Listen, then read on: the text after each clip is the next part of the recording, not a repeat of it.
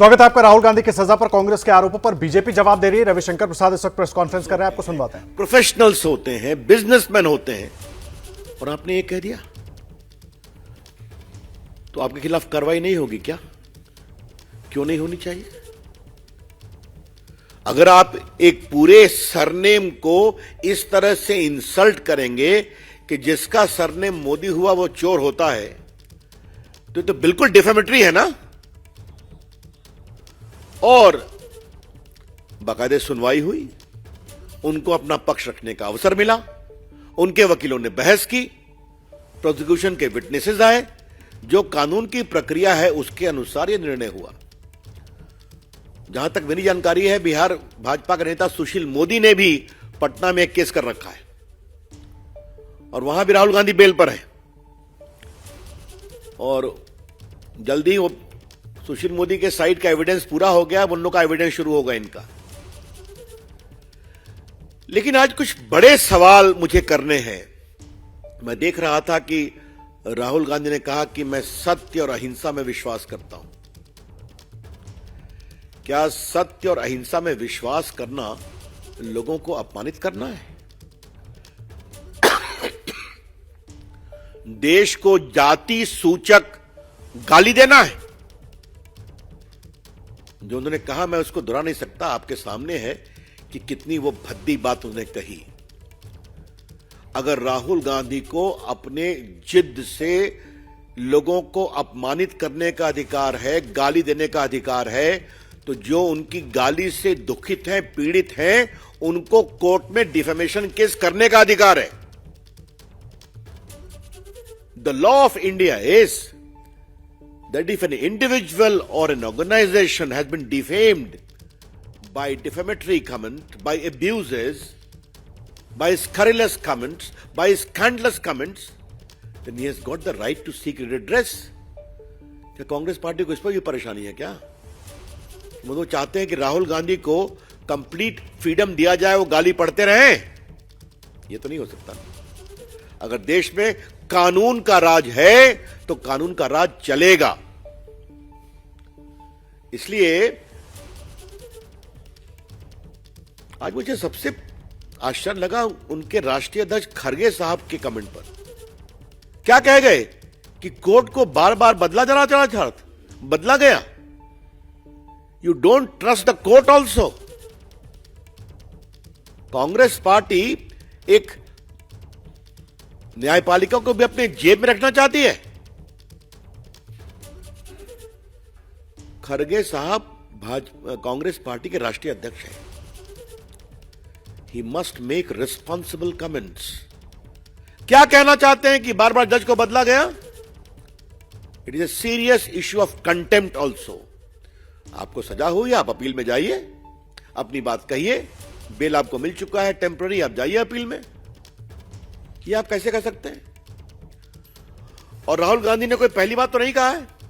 याद करिए, राफेल के मामले पर इन्होंने सुप्रीम कोर्ट के बारे में भी टिप्पणी की थी और बाद में माफी मांगा इन्होंने। इस पर हम चर्चा कर चुके हैं। तो आलोचना का हम सम्मान करते हैं, राहुल गांधी आलोचना नहीं करते। राहुल गांधी देश को बदनाम करते हैं, जनतंत्र को बदनाम करते हैं और देश की जनता को भी बदनाम करते हैं। अब जैसे आपको अभी हाल में लंदन गए थे ना, उनकी तो हमने आपको एक ही बात कही कि भारत में लोकतंत्र समाप्त हो गया है और यूरोपियन कंट्रीज को और अमेरिका को इसका नोटिस देना चाहिए। उसकी चर्चा मैंने यहीं से की थी, तो कितना तूफान खड़ा किया गया, मेरे खिलाफ बड़े अपशब्द कहे गए। फिर हमने उनका वीडियो डाल दिया आपके सामने, तब कोई जवाब नहीं मिलता। उन्होंने भारत के लोकतंत्र का अपमान विदेशी धरती पर पहली बार नहीं किया है, हमेशा करते हैं और उनको वोट नहीं मिलता। अभी आसाम में, नॉर्थ ईस्ट में हारे, नागालैंड में हारे, मेघालय में हारे, मिजोरम में हारे, तो फिर कहते हैं कि देश में लोकतंत्र खत्म हो गया। If the people don't vote for you, Mr. Rahul Gandhi, don't blame the people of India. Don't curse the democracy of India. न भारत की जनता का अपमान करें, न देश के लोकतंत्र को पर विलाप करें, यह हम कहना चाहते हैं। अब बताइए उन्होंने क्या क्या कहा। नफरत के बीज बोएंगे। राहुल गांधी विदेश गए तो नफरत के बीज तो बोएंगे ही बोएंगे। लंदन में क्या कह गए, भारत यूनियन ऑफ स्टेट्स है, भारत राष्ट्र नहीं है। तो राष्ट्र की समझदारी राहुल को कितना आपको पता ही है। ये तो बिल्कुल माओइस्ट थिंकिंग है ना, कि भारत कोई देश नहीं है, एक राज्यों का समूह है जिसको संवैधानिक दबाव में एक रखा गया है। अब बाकी मैंने कह दिया, भारत के लोकतंत्र पर हमले हो रहे हैं, भारत की आवाज दबा दी गई है। उसके बाद उन्होंने क्या कहा, कश्मीर एक बहुत ही हिंसक राज्य है, जबकि वहां हिंसा कम हुई है। वो तिरंगा फहरा करके आए। पुलवामा हमले को उन्होंने लंदन मार्च में कहा कि वो कार धमाका था, कार धमाका, शहीदों का अपमान किया उन्होंने। फिर कहा विपक्षी नेताओं के फोन पर पेगासस लगे हुए हैं। सुप्रीम कोर्ट ने कहा अपना फोन तो दे दीजिए आप, तो देने की हिम्मत नहीं हुई। और चीन की तारीफ तो जो उन्होंने किया, आपने देखा ही, चीन सद्भावना बड़ा देश है।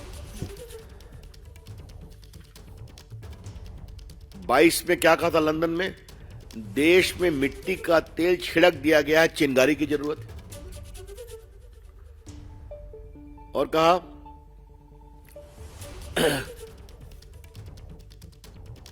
मतलब क्या क्या मैं बोल के भारतीय विदेश सेवा की आलोचना उन्होंने किया। और क्या कहा, 2021 में सद्दाम हुसैन और मोहम्मद गद्दाफी भी चुनाव जीतते थे। तो राहुल गांधी वही तरीका अपना ले अगर उनको यही परेशानी है तब। और जहां तक गाली पढ़ने का सवाल है, तो आज तो हमारे पास पूरा रिकॉर्ड रखा हुआ है उनका उनके पार्टी के नेताओं का। मैं बदूनी से कहूंगा इसको रिलीज कर दें आप लोग के लिए।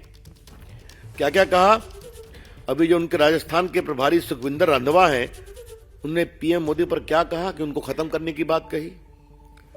जयराम रमेश तो पीएम की तुलना हिटलर स्टालिन से करते ही रहते हैं। शायद कांग्रेस पार्टी के गुणी कम्युनिकेशन इंचार्ज को हिटलर स्टालिन से बहुत प्रेम है? और सुरजेवाला साहब ने कहा मोदी तेरी कब्र खुदेगी। पवन खेड़ा जी ने उनके पिता का अपमान किया। और किसने किसने क्या कहा, मैं तब सारा कुछ मेरे पास है। कुछ तो इतने शर्मनाक हैं कि मैं उसको रिपीट नहीं कर सकता, क्षमा करिएगा। तो आप फ्री गाली पढ़ेंगे, आप देश की सेना का अपमान करेंगे, आप देश के शहीदों की शहादत का मजाक बनाएंगे, आप भारत के राष्ट्रभक्ति राष्ट्र शक्ति का अपमान करेंगे, आप देश की जनता के वोट का अपमान करेंगे, आप देश की जनता के जनमत का अपमान करेंगे और कहेंगे हम सत्य और अहिंसा के पुजारी हैं। ऐसा कैसे चलेगा? याद है ना, राहुल गांधी ने एक ऑर्डिनेंस फाड़ा था, याद है कि नहीं? आप लोग भूल गए ना? सबके आपके सामने पड़ा था। It is nonsense. तो जो ऑर्डिनेंस मनमोहन सिंह की सरकार ने कैबिनेट में पास किया, उसको उन्होंने फाड़कर फेंक दिया था।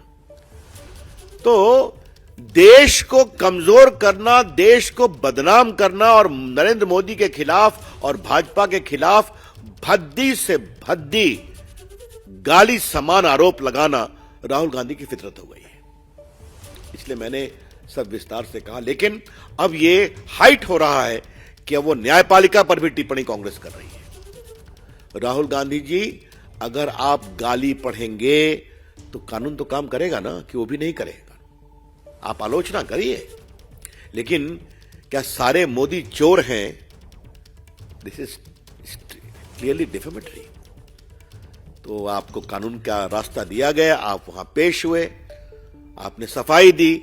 आपकी सफाई कोर्ट को कन्विंस नहीं हो सकी, और अगर इस तरह से बोलेंगे तो और समस्या में पड़ेंगे आप। आरएसएस के बारे में कितने कितने बातें बोलते रहते हैं, आपको मालूम ही है। मैं अपने मीडिया सेल को कहूंगा कि एक बार जरा काउंटिंग कराया जाए कि राहुल गांधी के खिलाफ कितना डिफेमेशन केस चल रहा है देश भर में। आप लोग भी देखते हैं, जाके उनको बिल लेना पड़ता है। तो राहुल गांधी जी, लोकतंत्र लोक लाज से चलता है।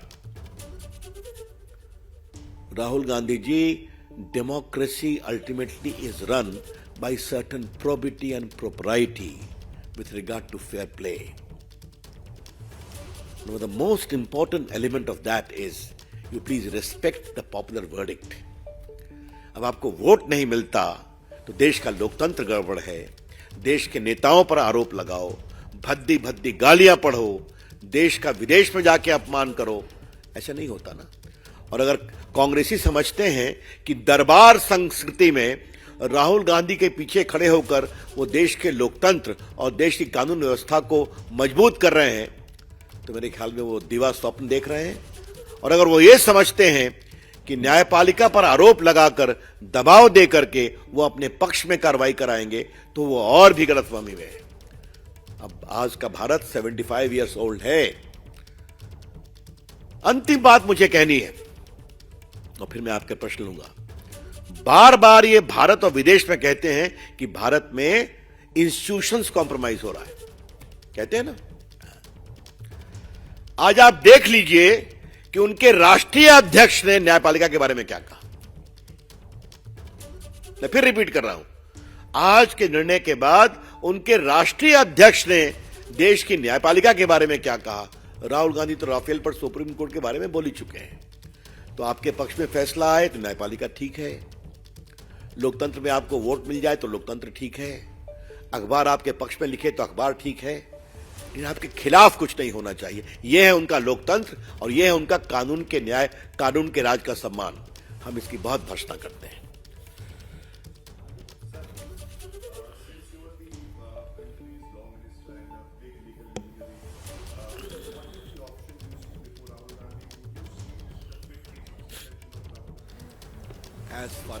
तो देश कानून से चलता है, देश में कानून का राज है और ऐसे ही देश चलेगा। राहुल गांधी न्यायपालिका पर दबाव बनाकर अपने पक्ष में कार्रवाई नहीं करवा सकते।